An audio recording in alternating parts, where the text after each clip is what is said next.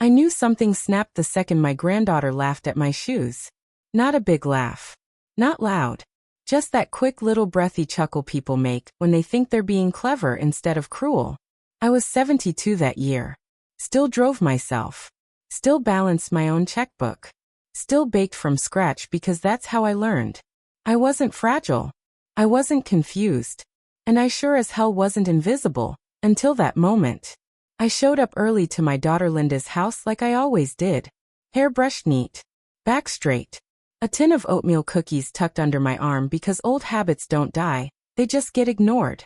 I wore a navy skirt, a soft cream sweater, and black flats I trusted. Shoes that had carried me through funerals, hospital halls, and one life I rebuilt with my bare hands. Linda's kitchen was all white. White counters. White chairs. White walls. The kind of house that looks good online, but doesn't feel lived in. My granddaughter Madison sat at the island scrolling her phone, legs crossed, designer sneakers dangling. She glanced up, looked me over, and smirked. "Wow," she said, turning to her cousin.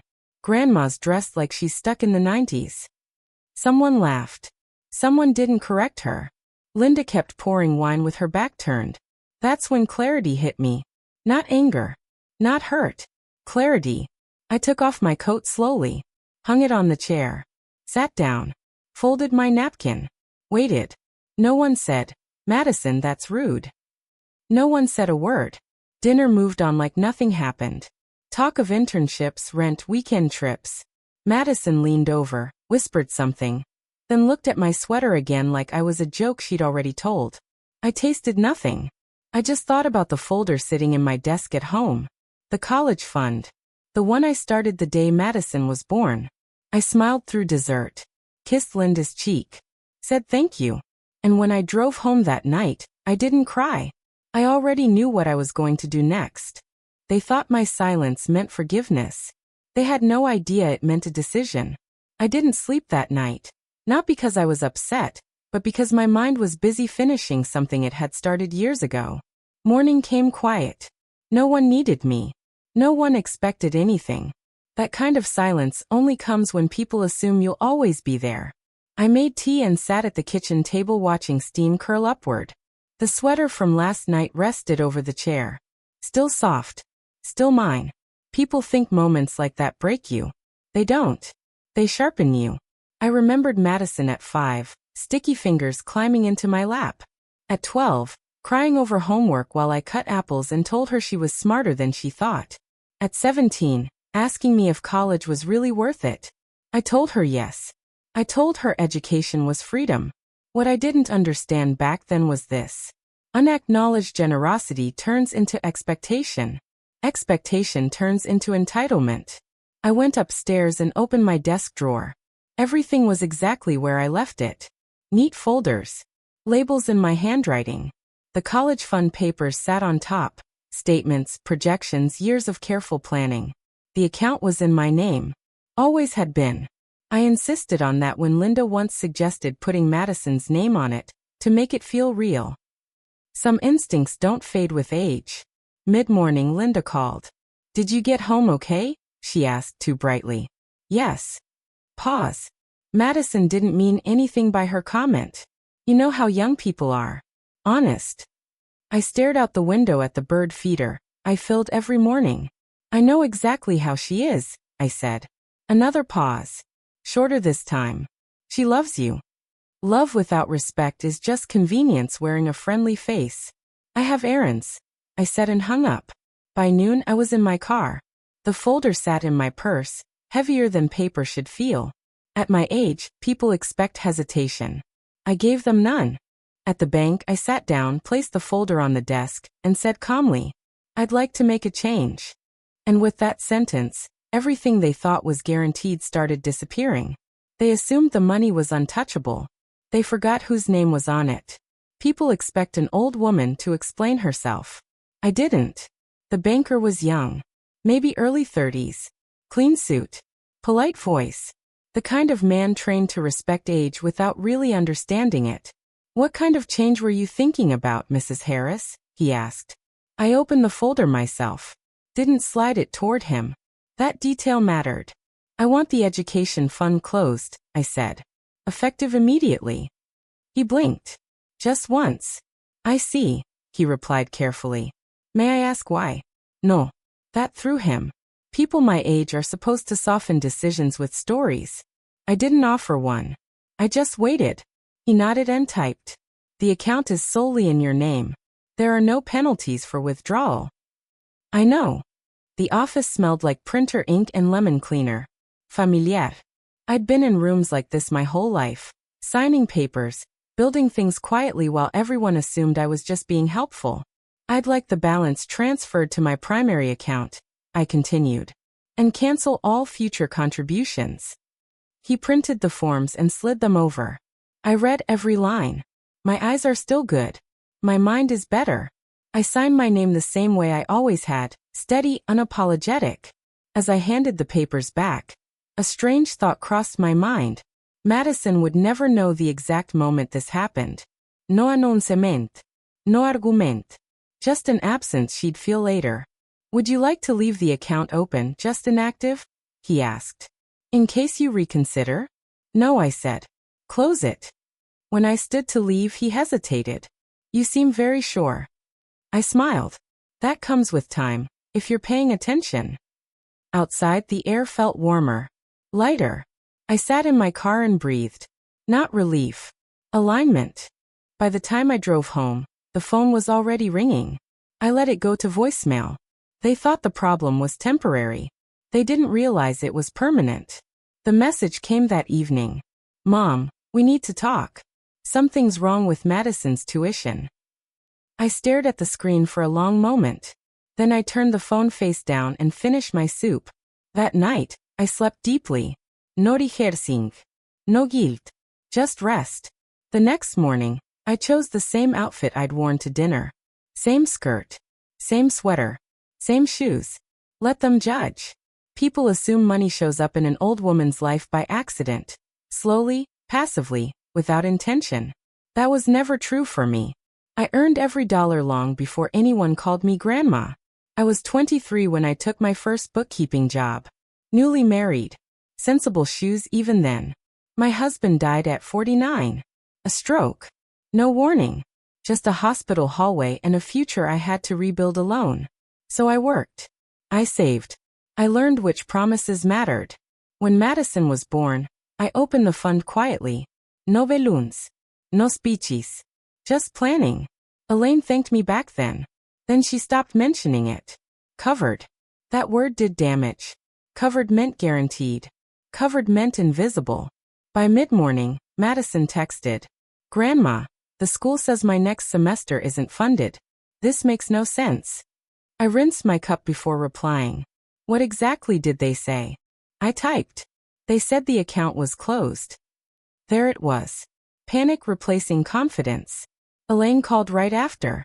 What did you do? She demanded. I made a decision. You can't just. I can, I said calmly. And I did. She's young, Elaine insisted. She didn't mean it.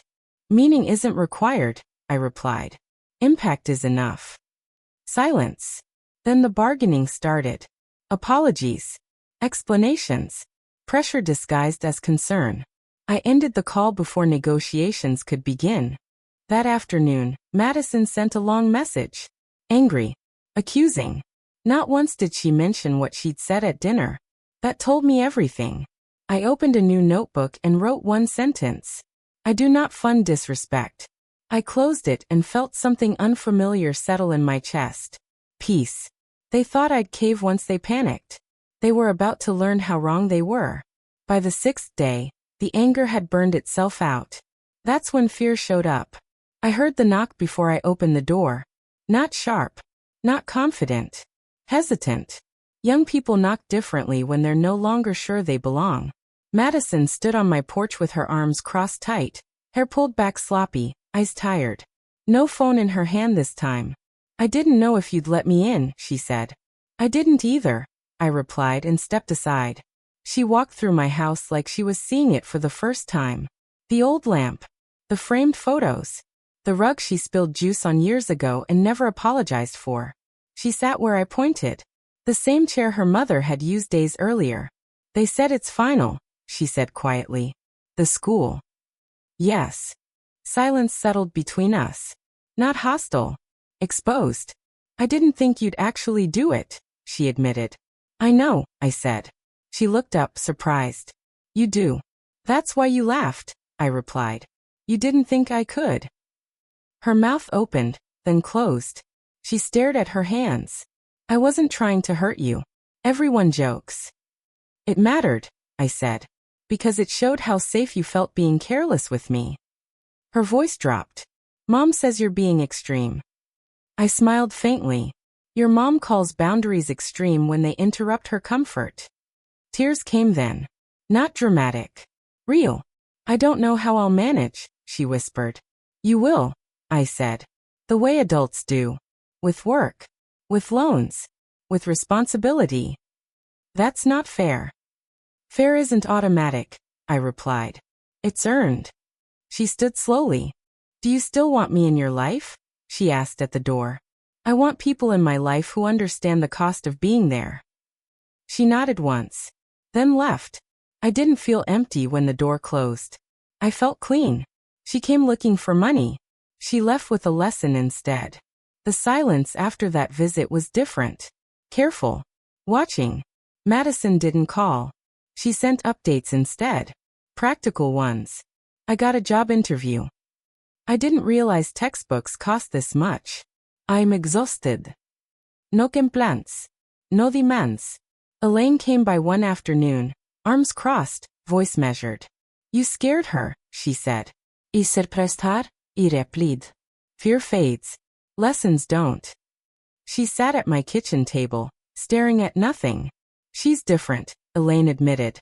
Yes, I said. Responsibility does that. Elaine sighed. I still think you could have handled it differently. I could have, I agreed. But then nothing would have changed. That stopped her. Before she left, she said quietly, people are talking. I smiled. They always have. That night, Madison texted again. I bought my first winter coat with my own money. It's not fancy, but it's warm. I smiled for real this time. Warm matters, I replied. You'll learn that. A few minutes later, she sent a picture. Plain coat. Practical. Chosen for function, not approval. I recognized the instinct. Later, sitting by the window, I realized something important. They thought this was about money. It never was. It was about refusing to be the soft place people land without ever looking down. I opened my notebook again and added another line. Respect begins where access ends. I closed it gently. For the first time in a long while, I wasn't waiting for anyone to understand. I already did. They finally stopped asking what I'd give. Next, they'd have to decide who they wanted to be. By the 7th day, no one was yelling anymore. That's how I knew it was working. Anger is noisy. Panic is dramatic. Silence is strategic. I spent that morning going through old papers, manuals, receipts, letters that didn't need answers anymore. I moved slow, not because I had to, but because I could. Age teaches you that slowness isn't weakness. It's choice. I found the original confirmation for the college fund. Yellowed edges. My signature clear as day. I ran my finger over it once, not sentimental, just honest. Then I fed it to the shredder. The sound was brief. Final. Satisfying. The phone rang right after. A number I didn't recognize. Mrs. Harris, a young woman said. This is the university's finance office. We just wanted to confirm you received the updated documentation. Yes, I replied. A pause. If you have questions about reinstating. I don't. Another pause. Longer this time. Understood. We'll update our records. When I hung up, I stood at the window watching my neighbor wash his car with unnecessary care. The world kept moving. Always does. That afternoon, I cleaned out my closet, not to impress anyone, but to reclaim myself. Clothes hold memory. People forget that. I touched fabrics, remembered who I'd been while wearing them. Nothing there embarrassed me. That evening, Elaine sent a long message. Carefully worded. Concerned. She talked about stress, family unity, how Madison was rethinking things. She never mentioned the laugh. That omission mattered. I replied with one sentence. I didn't live this long to finance disrespect. Then I turned my phone off. They were waiting for me to blink. I was already done looking back. Madison called on the 8th day. I answered. Her voice sounded thinner. Less confident. Real. I need to understand what's happening, she said. Then listen, I replied. She did. You laughed at me, I said. In front of everyone. And you expected me to absorb it quietly the way I always have. I didn't mean. I know, I interrupted. Meaning isn't the issue. Silence. For years, I continued. I showed love with consistency and sacrifice. You treated it like background noise. That's not fair, she said, but there wasn't much fight in it. Fair isn't automatic, I replied. It's earned by how you treat people who don't owe you anything. She swallowed audibly. So what do I do now? That question was honest. Finally. That, I said, isn't my problem to solve. She exhaled. You're really okay with stepping back? I'm not stepping back, I said. I'm standing where I should have stood a long time ago. Before hanging up, she said quietly, Mom says you'll change your mind. Your mom is wrong. That settled something between us. That night, I took out my will and read it carefully. No fear. No urgency. Just alignment. I made small notes. Adjustments. Not erasing anyone, rebalancing. Before bed, I stood in front of the mirror. The lines were deeper now, but there was something new in my eyes. Clarity. People think clarity comes early. It doesn't. It comes when you stop explaining yourself to people who were never really listening. She finally understood I wasn't bluffing. Next, she'd have to decide what kind of adult she wanted to be. The knock on the 9th day wasn't confident. It wasn't desperate either. It was careful. I opened the door and saw Madison standing there alone. No actitud. No phone. No armir. I just wanted to talk, she said. I stepped aside. She sat across from me, hands folded. Eyes tired in a way youth shouldn't be. Not from drama. From responsibility. I got the job, she said. Campus cafe. Early mornings. That's good, I replied. She nodded. I'm learning how much things cost. I didn't say I told you so. Lessons land better without commentary. I didn't respect you, she said suddenly. I looked at her. Really looked. No, I agreed. You didn't. She didn't argue. That mattered. I thought you'd always be there, she continued. Not you, you know the money. And now? I asked. And now I know that thinking like that makes people careless. That was the first honest thing she'd said since this began. I don't expect anything from you anymore, she added. I just wanted you to know that. I believed her. At the door she paused. I hope someday you'll be proud of me. Pride doesn't come from comfort, I said. It comes from how you stand when no one's cushioning the fall. She nodded. Then she left. I didn't feel victorious. I felt complete. The money was gone. But the lesson had finally arrived. The 10th day didn't bring drama. It brought peace. Elaine called that morning. No anger. No bargaining. Just facts. Madison's managing, she said. She's tired. But she's handling it. Yes, I replied. That's adulthood. Elaine was quiet for a moment. Then she said something she'd never said before. I didn't teach her that. No. Y ensura gently. But she's learning now. That afternoon, I sat by the window with my notebook open on my lap. I reread everything I'd written during these days. Not anger. Not revenge. Just truth. I added one last line. Love without respect becomes obligation. I closed the book. That evening, Madison sent one final message. I don't laugh like that anymore. I stared at it longer than the others. Good. I wrote back. That means you're listening. She sent a heart. I didn't overthink it. Growth doesn't need grand gestures. That night, standing in front of the mirror, I saw the same woman, older, lined real, but something was gone. The apology in my eyes. The need to be tolerated. I hadn't ruined my family. I corrected my place in it. I didn't take something away. I stopped giving it where it wasn't respected. And in doing that, I gave my granddaughter something no fund ever could. A reason to grow up. If you've ever been dismissed, mocked, or quietly used, remember this. Dignity doesn't retire. And respect is never automatic.